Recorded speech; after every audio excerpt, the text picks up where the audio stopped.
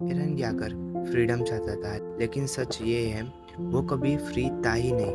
अगर तुमने attack on Titan देखा है तो तुम जानते हो एरन यागर हमेशा फ्रीडम की बात करता था।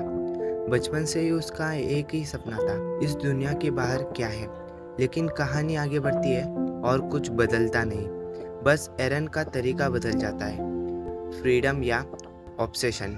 एरन को लगता था वो फ्रीडम के लिए लड़ रहा है, लेकिन साइकोलॉजी कहती है ये फ्रीडम नहीं, ऑब्सेशन था। जब कोई इंसान एक ही आइडिया में फंस जाता है तो वो बाकी सब इग्नोर कर देता है। एरन के लिए दोस्त इम्पोर्टेंट थे, ह्यूमैनिटी इम्पोर्टेंट थी, लेकिन फ्रीडम सब कुछ बन गया। ये बिहेवियर रियल लाइफ में भी दिखता है, जब कोई गोल इतना बड़ा हो जाता है कि इंसान खुद को ही खो देता है। Illusion of choice. एरन को फ्यूचर की मेमोरीज दिखती है, मतलब जो वो करने वाला है वो पहले ही देख चुका है। अब सवाल, अगर फ्यूचर ऑलरेडी फिक्स्ड है तो क्या एरन के पास चॉइस थी? साइकोलॉजी में इसे कहते हैं डिटर्मिनिज्म। जब इंसान को लगता है कि उसकी लाइफ ऑलरेडी डिसाइड है तो वो खुद को रोकता नहीं, बल्कि उसी पाथ पर चलने लगता है।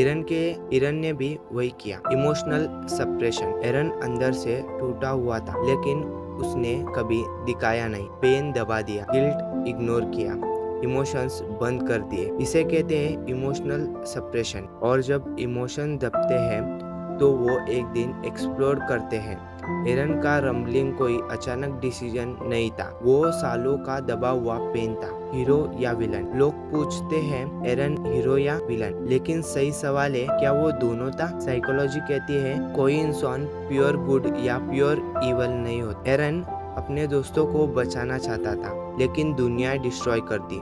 मतलब good intention plus extreme action is equal to tragedy. Real life connection. Eren की स्टोरी फिक्शन है, लेकिन उसका माइंडसेट रियल है। हम सब कभी न कभी ओवर थिंकिंग करते हैं, पास्ट में फंस जाते हैं, फ्यूचर से डरते हैं और धीरे धीरे हम खुद को लॉस कर देते हैं। कंक्लूजन। एरन फ्रीडम के पीछे भाग रहा था, लेकिन वो अपनी ही डेस्टिनी का स्लेव बन चुका था। और शायद सबसे डरावनी बात यह है, कई बार हम भी ऐसा ही करते हैं बिना नोटिस किए। एनिमे सिर्फ स्टोरी नहीं होता, कभी कभी वो हमारी साइकोलॉजी का मिरर होता है।